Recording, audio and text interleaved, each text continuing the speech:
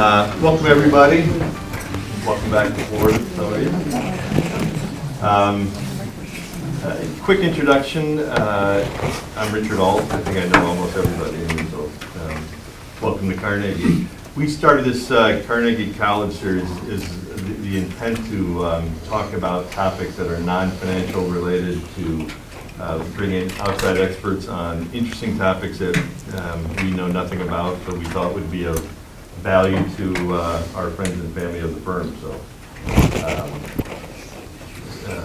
it's been quite productive, and we love having people use our facilities. And we moved here to Pepper Pike, so it's a benefit of having a little bit larger space here. I got to see Jackie speak at St. Paul's Church, which we both attend, and immediately thought Jackie would be a perfect person to participate here at the Carnegie College Series.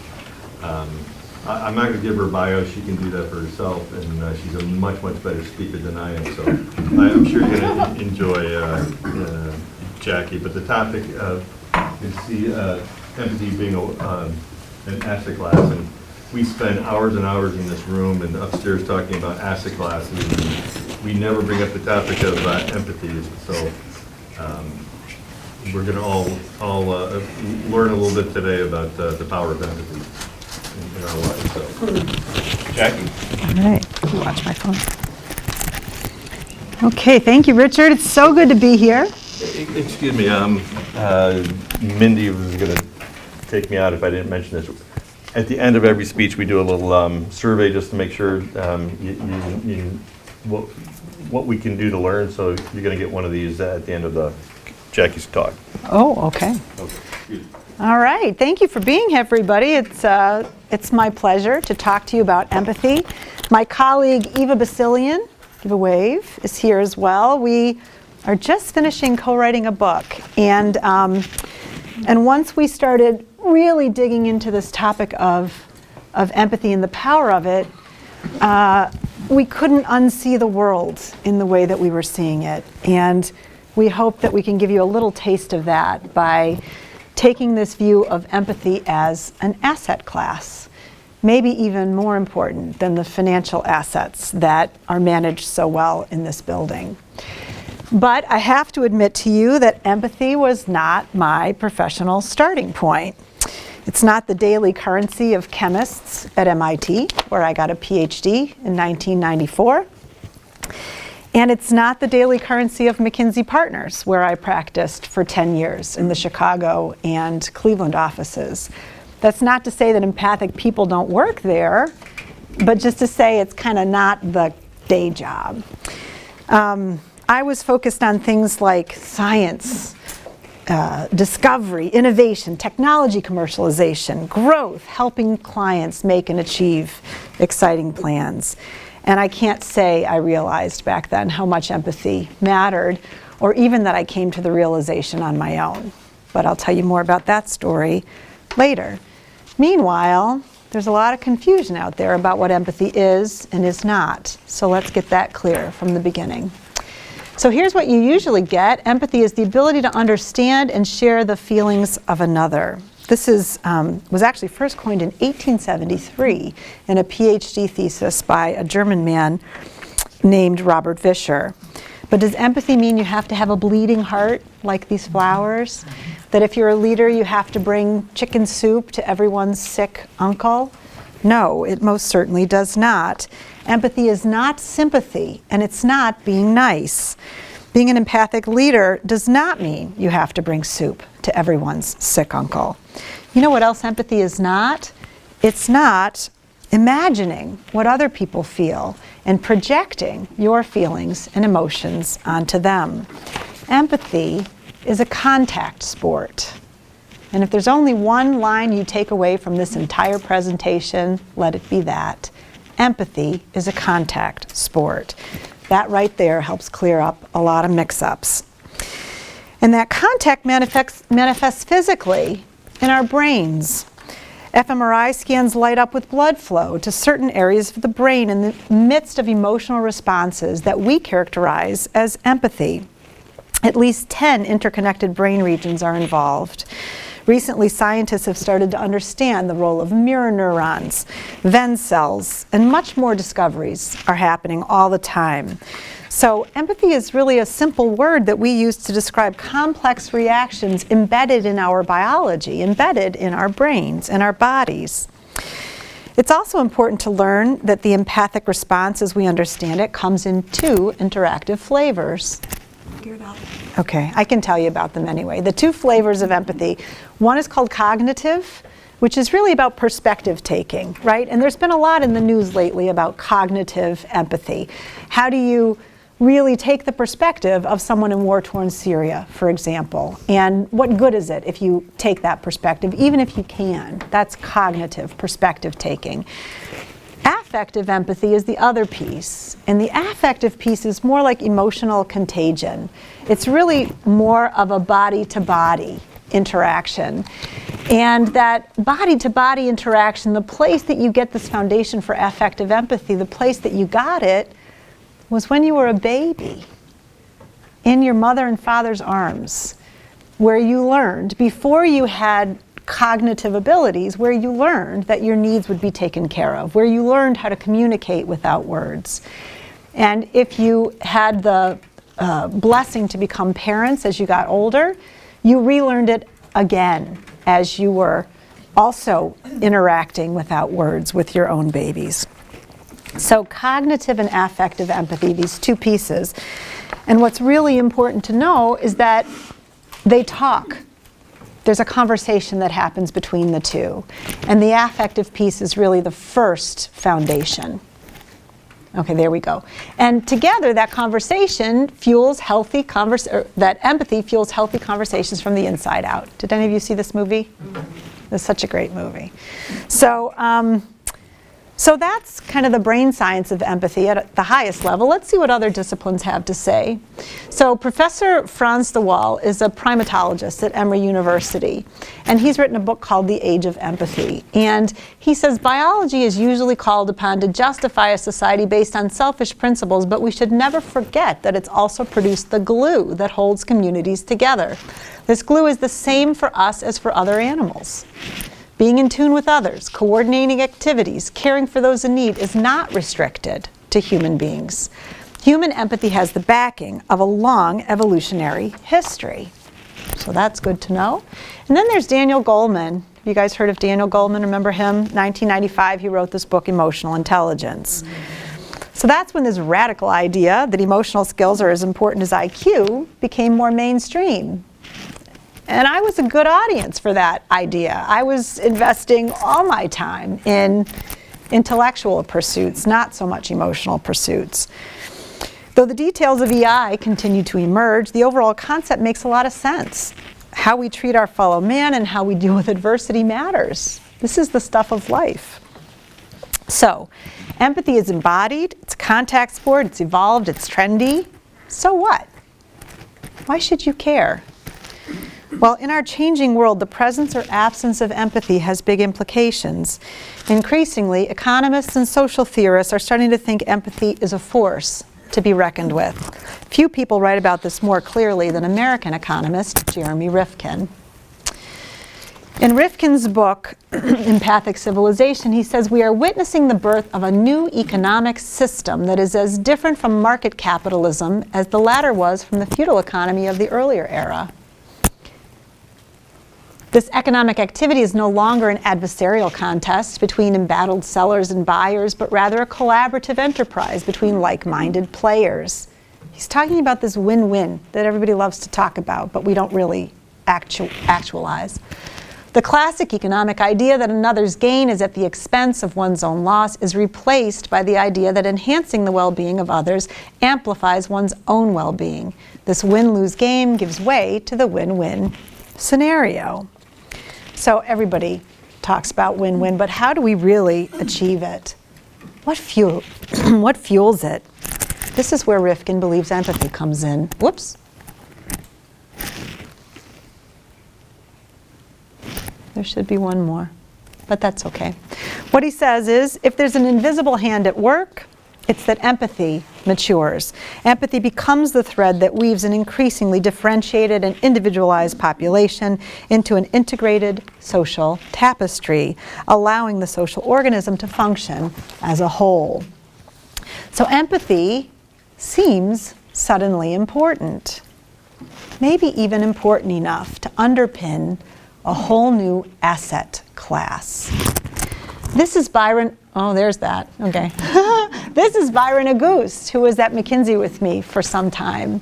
He now runs the Opportunity at Work, and he's one person who's starting to talk about new asset classes. He says, a new asset class becomes the main basis for productivity growth, wealth creation, and opportunity. In the agrarian economy, that asset was land. In the industrial economy, it was physical capital. In the services economy, it was intangible assets, like methods, software, patents. In today's knowledge human economy, it will be human capital, talent, skills, tacit know-how, empathy, and creativity. But let's take this a step further. As the global network continues to develop and expand, today's knowledge-based economy is likely to evolve into something even more human. With machines taking over more of the cognitive work that we do with our heads, cognitive abundance is also becoming a reality. So what will be left? What will remain is the work that is most essentially human, the work that we do with our hearts, emotional work. Thomas Friedman has recently said we are moving from hands to heads to hearts.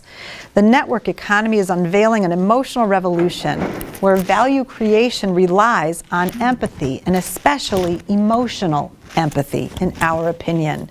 We believe empathy is the new asset class, and we cannot leave people behind. So let's talk about asset classes a little more. Assets create classes, which has been great for some and bad for others. Winners and losers. Some people seem to be born into the lucky sperm club. They inherit assets that bring them and their family closer to the good life, the American dream. Okay, so, maybe if you were lucky, you inherited a farm with some nice land and maybe a home in the 1920s. Maybe you inherited a profitable manufacturing business in the 1960s with top-notch equipment and solid company structure. Or maybe you inherited enough money to access the best education in the 1990s, like I did. Or just plain money that you could do whatever you wanted to and spend time however you wanted. For a long time, maybe forever, we've stratified ourselves into classes by how much we have or don't have of relatively limited assets. We've worked hard to provide those assets for our families. Whatever's the most valuable asset of our time. Those valuable assets like land and money and knowledge afforded some people freedom and power and opportunity. The more people who could accrue the assets, the more democratic and inclusive a civilization we became. And that's why we love meritocracy so much, because everyone gets to have his share of assets, which makes us feel good about the assets we've earned. But the problem is that traditional assets have been anchored in the physical world, and so they're inherently limited. It's hard to scramble up that ladder if you start late or if you're missing a rung. Even in the intangible world, limited assets have a compounding effect because we need assets like money to afford assets like a great education or any of the other prerequisites for cognitive ability, which has been the latest revolution we've been living through. So prices go through the roof. Some people win, some lose, inequality grows, and meritocracy doesn't seem so meritocratic anymore. We thought we left birthrights in ancient history, but we feel uncomfortable looking in the mirror because they stare at us. But empathy is different. Can you buy it with money? Does it compound with the historical advantages of birth and zip code? Does an excellent education like an MIT PhD or a corner office at McKinsey accrue the same sort of benefits in this world where empathy is the new asset class? If it really does matter, we have some rethinking and redesigning to do about the American dream. The problem is we're not there yet. Undervaluing empathy to date has had some unintended consequences. Okay. All right, there we go. Simon Baron Cohen reminds us that depriving people of empathic development has a cost. His research shows that negative zero empathy results in the behavioral traits we associate with psychopaths, like Hannibal Lecter. It's easy to see in a movie character, but what about in corporations? If we deprive people of opportunities to build their empathy muscles by not investing in their humanity as they grow in responsibility, who rises? We witness the unintended consequences in the headlines every day. It's gotten hard to read the news. Bernie Madoff, Chainsaw Al Dunlop, and Roger Ailes aren't the first, last, or only corporate psychopaths. GM, Volkswagen, and Pepsi aren't the first, last, or only organizations making decisions as if lives don't matter. Not now, and certainly not in the next generation. And the breathtaking narcissism and self-aggrandizement on stage now at the national and global level, whether you lean left or right, is in keeping with our empathy deficit disorder, isn't it? But it's not just the leader's problem. Everything that happens at the top flows down to us. Whether you lean left and blame business leadership for our issues, or if you lean right and blame government leadership for our issues, the common denominator is that we need different kinds of leaders. Whether in corporations or government, we've stopped following many of our leaders. We've stopped believing. They don't have empathy, so it hurts to engage, and we don't. Employees are checked out. You probably know by now the latest Gallup poll said 70% of people, that's 70 million in this country, are, quote, disengaged at work. Disengaged in most of their waking hours.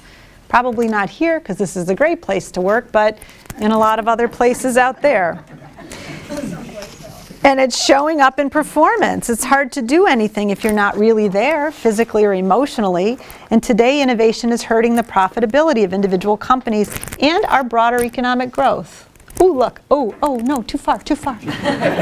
Oh, well, okay. Patents are piling up. So there's lots of busy beavers filing patents. And so that measure of innovation looks pretty good. But when you actually look at the results of innovation in total factor productivity, it has slowed down. So people are wondering, are we out of big ideas? Without innovation, our quality of life has remained stagnant, so we all feel it. Long-term profitability is hampered by lack of innovation. It's showing up now that there's no more juice in the orange of cost-cutting and outsourcing, and M&A continues to destroy rather than create value on average. Only 1% of companies drives 40% of new jobs, and 1 in 10 sustains growth. And even when innovation happens, it's not always good. Like, seriously. Oh dear. I don't know what's going on with these. I'm sorry. Yeah, let's see if I can get back. There we go. Jack Doritos. Is that really a great innovative product? Right? So, Pepsi counts it as part of or Frito-Lay counts it as part of their innovation because it's a new product, so it goes into new revenues. But really, like this product that's junk and not even food, that contains red number 40 and MSG and sugar and all sorts of crap that our children shouldn't be eating, does this count as good innovation? No, it doesn't. And the unintended costs of innovations like these, well, they're just lucky it doesn't fall on their books. It falls into our healthcare budget, is what happens. So, even when innovation happens, it's not always good. And, I was faced with some of these questions sometimes when I had projects to choose from, or especially early on at McKinsey. So, no matter how you slice it, when they asked me to help increase wallet share of heavy users in the casino industry, I had to look at the staffing woman and say, you mean you want me to make addicts more addicted? That's not nice. So, and then now, you read everywhere about innovation in terms of living forever, egg freezing, going to Mars. Does this really feel like progress when we have children not getting enough food to eat 10 miles away? So it doesn't feel like innovation if we're allowed to decimate our relationships and this planet called home. So innovation isn't often realized. When it is, it doesn't always have soul. It doesn't always have empathy. It's not always good for everyone. The system has to change, and empathy is the missing link. Expecting individuals to mold to a system that breeds empathy deficits was always problematic, but it's no longer necessary.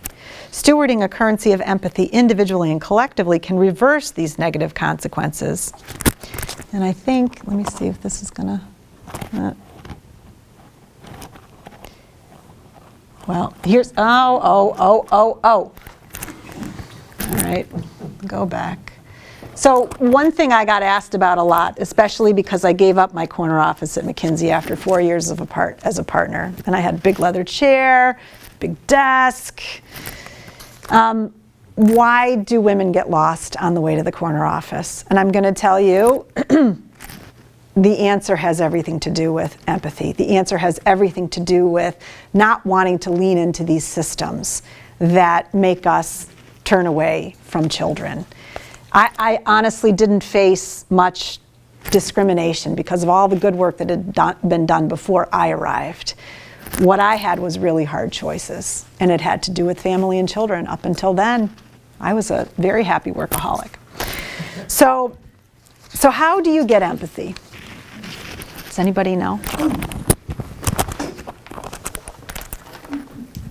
Okay, I'll tell you. Empathy training is a thing. You can sign up for that. That's not what we're going to do here today. It is becoming a lucrative business. The going rate for a 20-person, six-session training is $76,000. So probably I should get into that business. But here's the problem. Empathy is not something you can cognate your way into, actually, in a classroom or through exercises in a book. Empathy is something that is developed over time through real-life experiences in relationship to others. Empathy is a contact sport. No amount of empathy training at work can match caring for people in real life. The most formative and profound of these empathy building experiences happens at home between parents and children. I know, something's going on with these slides. Happens between parents and children. In his groundbreaking book, The Science of Evil, Simon Baron-Cohen, there he is, good.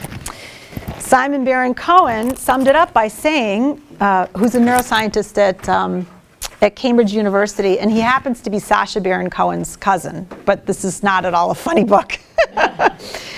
He sums it up by saying time with our children early on gives them an internal pot of gold of healthy empathy. And this is a man who's looking at brain scans, right? Looking at empathic capacity. So I told you I didn't come to these revelations about empathy on my own. I couldn't. My years of excellent education and world-class work experience did not prepare me. I learned these lessons from the toughest clients and most difficult work I've ever done. I learned from these guys. Aww. They're 13 and 14 now, but shortly after this picture was taken, I was broadsided by my 2.5-year-old in the closet. I was getting dressed for work, like you do. She was pulling on my leg. Anybody who's had to manage that situation knows that you should get an Olympic medal for that sport. So there we were, and she was having the hugest tantrum, and I fell to my knees, and I said, Sophie, what do you need from me? And she said, she was 2.5, I am okay if you are gone a day a week. I am not okay if you are gone more. And I was like, what?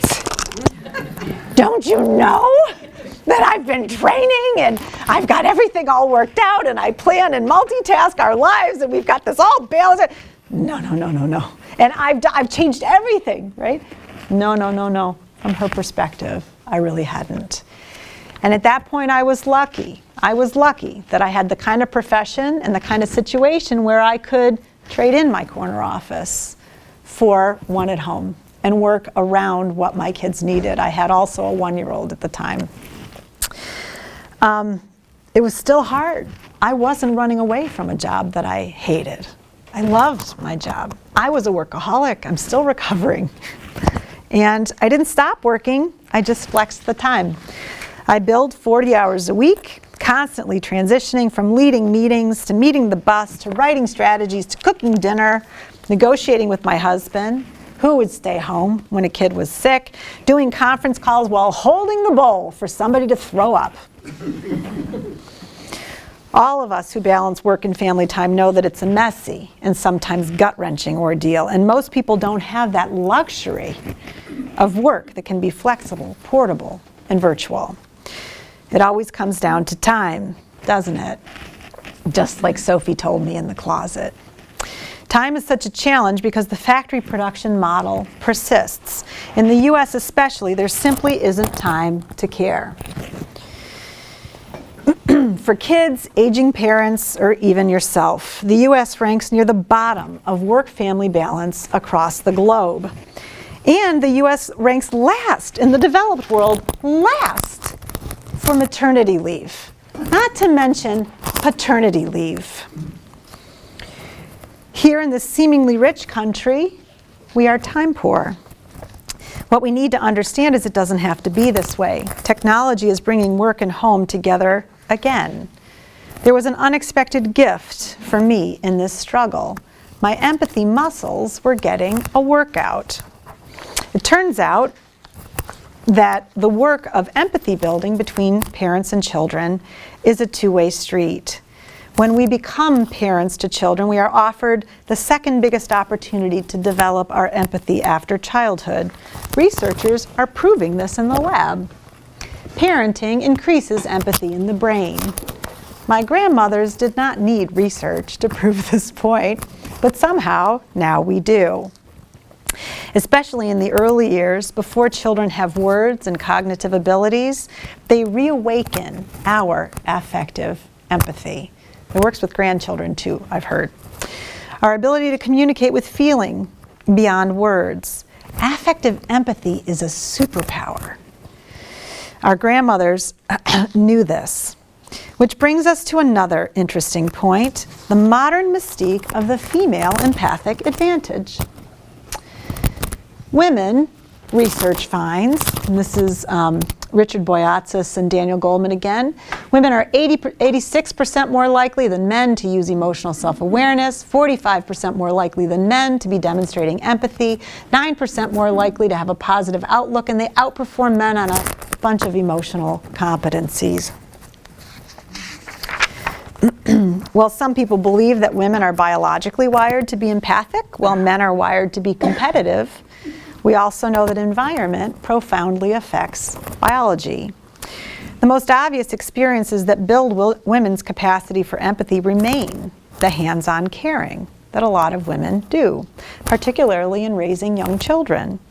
Neuroscience, psychology, evolutionary biology, and history all support this. Not only are women more empathic because they do the caring, but girls start out more empathic because, as psychology tells us, children tend to develop their gendered identity in relationship to their parents. And for girls, that's often mom, in other words, the traditional caregiver. It makes us wonder, what would the world look like if more men did more of the caring? What would little boys learn if daddies had more chances to rock them to sleep, pick them up from the bus, or be the kind of soccer coach who really does care more about winning than, care more about the boys than winning? What would our little boys act like if they modeled men who had more time to listen, hug, and play? Would we have as many wars? Would ISIS have as many willing recruits? 80% of violent crime is committed by men, not women. Why? Perhaps it is because men do not have as many chances to care. And that's not fair. It's not fair for our boys, for our men, or for our worlds. It's not even fair for the mostly men who become leaders, because experts remind us that leadership in the future relies on mobilizing human skills like empathy. Back to Daniel Goldman. He says the most effective leaders we've long known have more competence and emotional intelligence. It's not your college degree or IQ that make you an outstanding leader, but emotional intelligence abilities. Leaders who get the best results tend to show more strengths and key competencies in emotional intelligence, in particular self-awareness, self-management, empathy, and social effectiveness. This is especially not fair for people who deal with the consequences of zero negative empathy leadership in the uninspired environment of their day jobs. The toxic food system that makes us all sick, or the daily news cycle bent on profiting from our fear. Traditional leadership training and policy solutions aren't working. Instead of cultivating empathic leaders, our systems end up doing the opposite. They unintentionally discriminate against the very people who would make the best leaders, women and men who take time to care and lean into their humanity and to their chance to remember and deepen their superpower of affective empathy. If empathy is key to leadership and hands-on parenting is the second best chance to grow empathy, parental leave for women and men is more valuable than a Harvard MBA. Empathy is the missing link, and we must steward it as a vital asset. Empathy is the currency of the kind of innovation we need, but rarely achieve. It took me by surprise. The empathy muscles I was exercising at home spilled over into all that growth and client and innovation work that I was doing with clients. And something really important became clear and changed forever how I worked. Empathy enables innovation and inclusion. Innovation requires change, which is really hard for people, even when it's good. Change brings fear, loss, frustration, even requires us to rewire our brains. It's uncomfortable. It became obvious that empathy is what helps us move through all of that together. It's the glue that binds us through that change. It allows us to be brave enough to co-create through that change. Empathy is the missing link. And empathy is hitting the bottom line in ways people have only begun to measure. According to the Global Empathy Index, recently developed by the empathy business, the top 10 businesses among 160 generated 50% more net income per employee than the bottom 10. The index analyzed factors like CEO approval ratings and how well companies treat their workers. In our own research with clients, we see similar results. High scores in areas which support rather than thwart empathic development, such as meaningful work, growth-oriented professional development, real, true work-family balance, are correlated with innovation statistics like revenue growth, percent of new products and services. So my partners and I started really imagining and studying what stewards humanity and empathy in a wide variety of environments, from an innovation consulting firm to a social services firm to the Cleveland Police. We started helping organizations count what matters most at this fundamental level, including but beyond profit. And this is the hidden but powerful currency of empathy.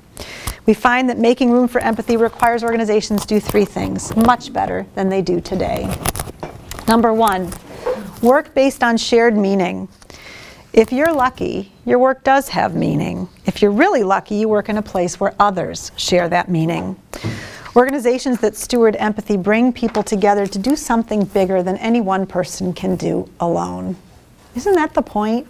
Why we gather in organizations?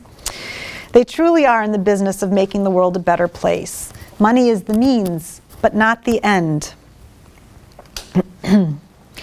Whole Foods, just as one example, and they're not perfect on these other dimensions, but in terms of meaning, they do a great job. They're transforming our food system and our health, not just profiting in the grocery business. Often, however, shared meaning is just window dressing. Many ad agencies, PR firms, and investor relations are in that line of work, spinning products or services that really aren't that good for us. Do you remember that old Coke commercial? I'd like to teach the world to sing in perfect harmony, right? Because we all drink a synthetic brown beverage that's laced with high fructose corn syrup and God knows what else. Really? Like we bought that was, a meaningful way to sell Coke. But, interestingly, you probably took note, Pepsi didn't get away with that recently, right? They were trying to co-opt Black Lives Matter. There was a lot wrong with that, but they were sort of trying to co-opt meaning that had nothing to do with their beverage. And we're not getting away with it anymore. Real shared meaning resonates with our conscience in such a way that we don't have to turn it off. It feels good. Shared meaning sets the table for free-flowing empathy rather than the internal conflict known as cognitive dissonance, when we have to tell ourselves a story in order to feel a little better about what we're doing. So number one, shared meaning. Number two, helping people grow. Organizations that steward empathy take care of people so that they can do great work. Remember, empathy is selfish first. So you need to be professionally fed and nurtured and educated to acquire the tools that will allow you to succeed. What do we mean specifically? At a minimum, a fair, meritocratic model for helping people grow from the day that they are recruited until they exit. And this actually is a dimension which McKinsey did very, very well, and I benefited from. They have a leadership model that was first set by Marvin Bower in the 1930s, and it stood the test of time. And you know exactly how you're supposed to grow. And it really is so exciting to experience that growth over an entire career there. Done right, it's the kind of learning that supports cognitive empathy, broadens your world, broadens your definition of who's in your world. And that's a beautiful thing. More often than not, however, organizations actively stunt professional growth. We write our own annual reviews because how can bosses know so many of us after so much reorganizing? It's really every man for himself.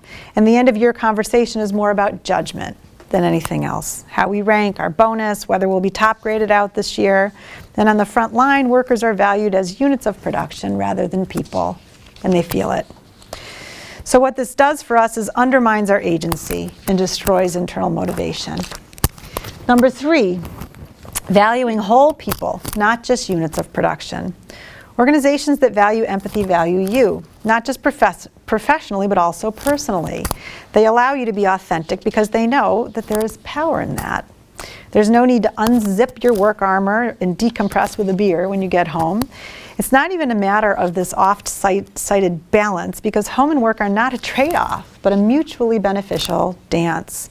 Such organizations understand that your home, where your most important relationships live, provide the juice of affective empathy that is a crucial ingredient to economic success.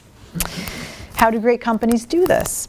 They don't do it by giving you a great cafeteria and a bocce court so that you end up loving work so much you never want to go home again. No, great companies support affective empathy by giving you the time that you need at home to ensure that everyone there, including you, can lean into important relationships.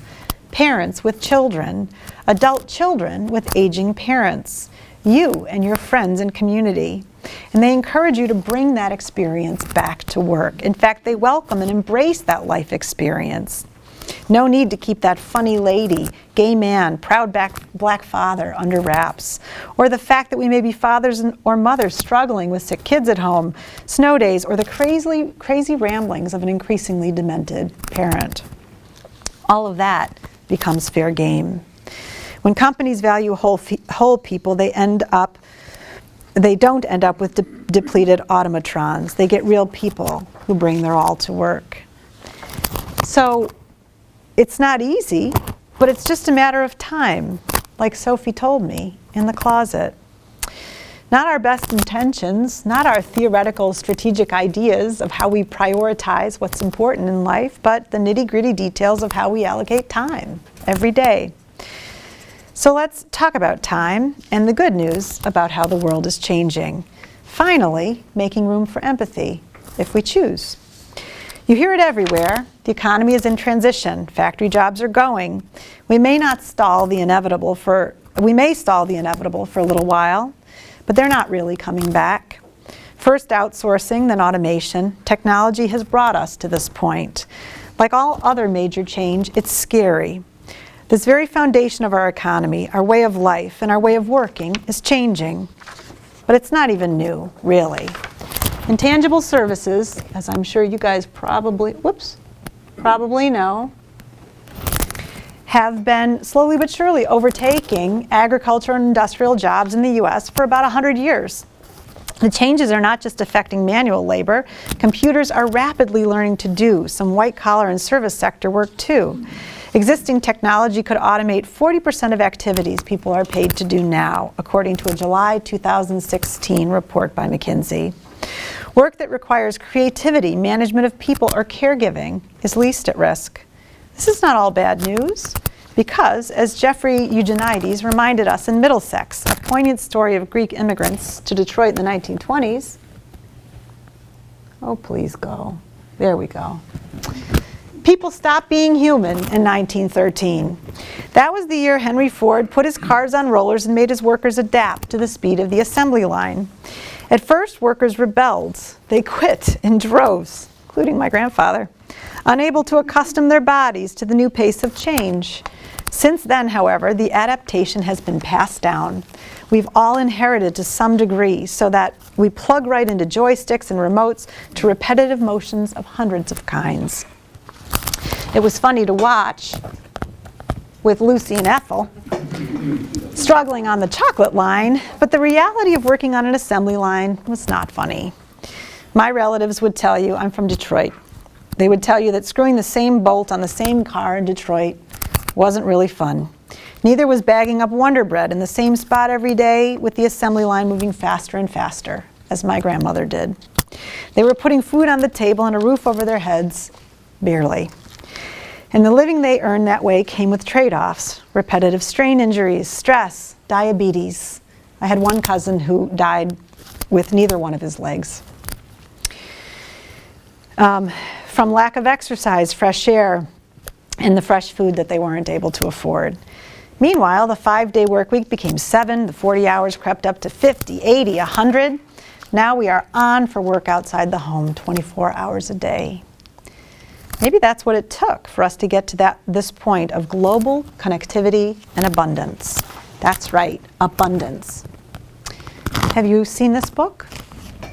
It's about 10 years old. It's a fabulous book. I highly recommend it. Peter Diamandis and Stephen Kotler, among others, make it wonderfully clear in this book that we can live in abundant worlds with no new technology, in which everyone has food, water, shelter, what they need. No new technology. Maybe we have enough thingamajigs and whatchamacallits now. Just as John Maynard Keynes prophesied nearly a century ago, a point may soon be reached, much sooner perhaps than we are all aware, when these economic needs are satisfied in the sense that we prefer to devote our further energies to non-economic purposes. That time of the triumph of capitalism may almost be here. We are quickly approaching the point at which it will cost nothing to produce an additional widget. That means more and more things will be free. And then what? What will our work be? It circles back to abundance. When we have enough and we no longer need to do physical or cognitive work to get it, what are we left with? We are left with time to tend to each other. Things are already changing. You can read about in the news. Amazon is trying a 30-hour work week for technical teams, including managers.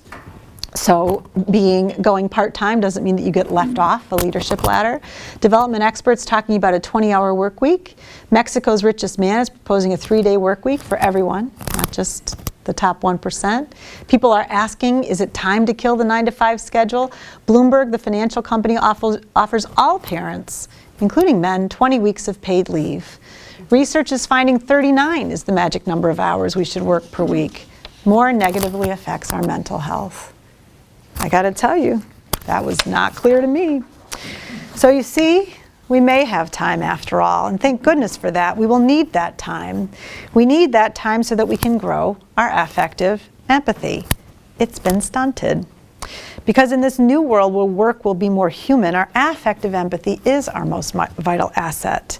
It's our tool, our skill, our currency, our superpower. Affective empathy is the new asset class, and this asset class is unlimited, truly democratic, and with the potential to be inclusive and compounding in a way that none of our previous assets could do. The math is not addition, which we developed to count our crops and our money. The math is not multiplicative in the way factory production was.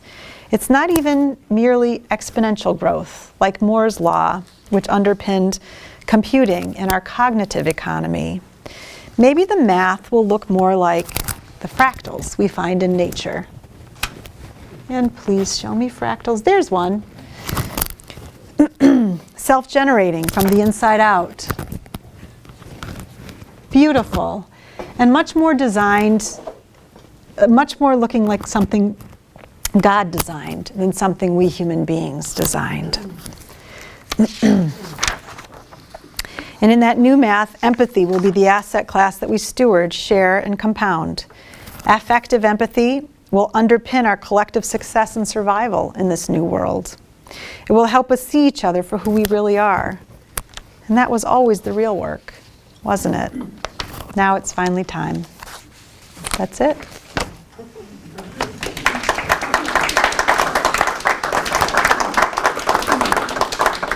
So what do you think?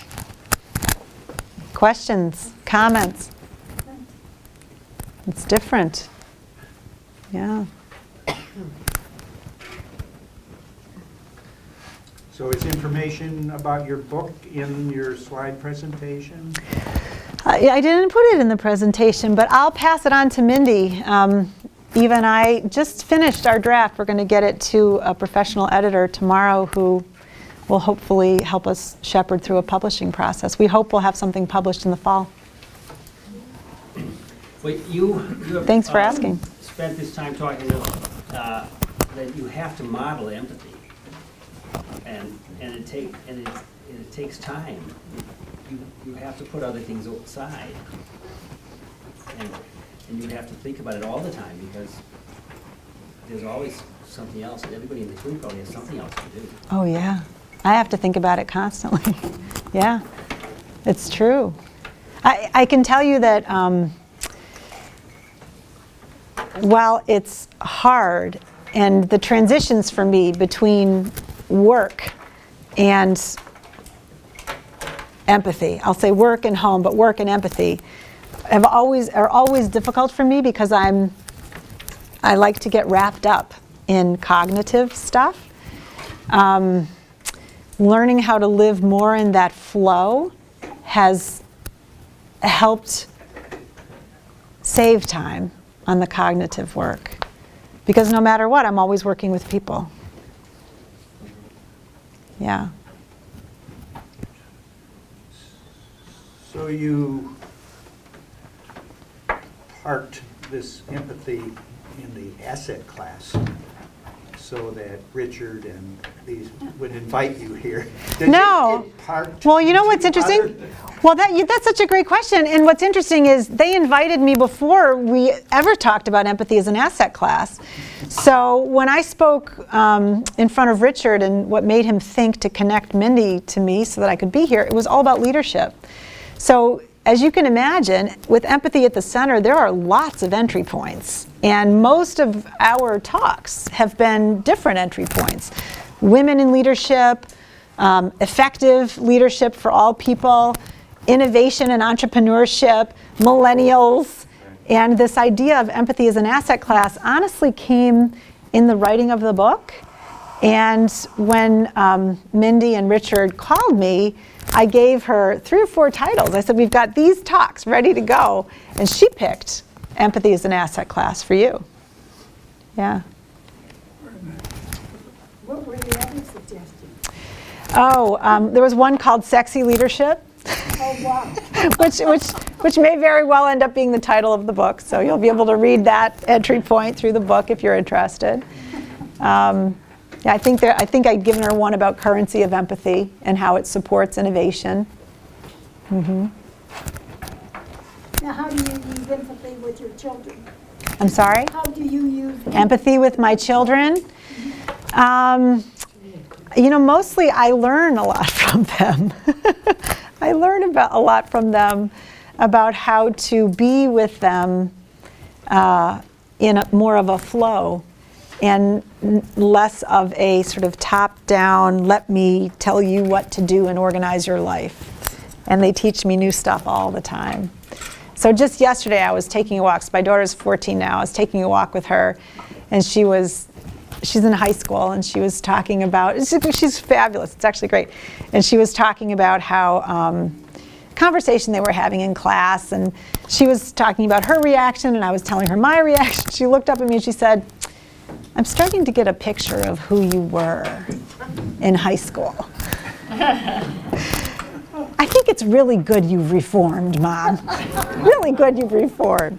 So, they reoriented a lot about how I live and how I work. How about you? I'm going along with you.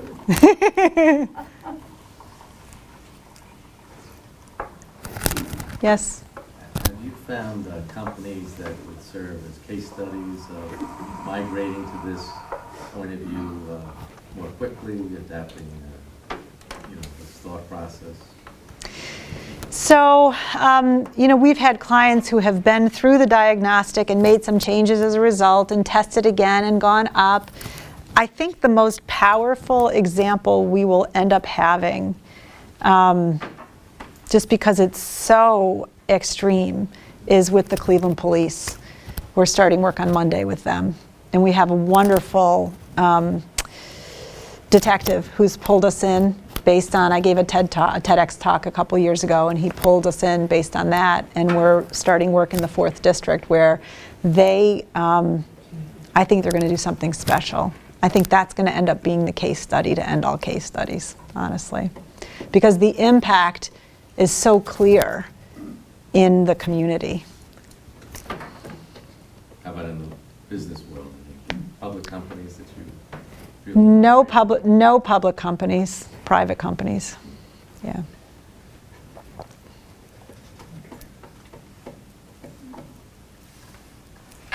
So Yes. what is the diagnostic? It's a survey. Right, but what are you looking for? What are you measuring? We measure, there was actually a slide on it, it got skipped over. There are 12 different dimensions that we measure, and like any good McKinsey consultant. So my partner for the diagnostic work her name is Monica Tanase-Coles, and she's got a PhD in physics, and she was at McKinsey as well. And so these 12 different areas are the breakdown of those 3 points that I mentioned earlier: individual meaning, personal growth, and being whole. So like any good McKinsey consultants, we disaggregated it all into 140 questions, which employees all give their perspective on. And based on those answers, we can tell where some of the highest priority areas of work need to be. So it's things like organizational purpose, how they manage innovation and growth, communication processes. It's a lot of stuff that you're doing in one way or another already, but we've seen best practices in some place that we've put into this survey, and we measure from level 1 to level 4, and we make it very clear. So people tell us they learn a lot just by taking the survey. And then coming out of this, these fingerprints start to mean something to us. So when we see a certain fingerprint, we say, here are 3 things you could do right away. And usually it's a matter of changing the way you're doing things. We're not trying to sell a 2-year-long organizational transformation process to you. That's just not what we're in the business of. Mm-hmm. Yeah. Mm-hmm.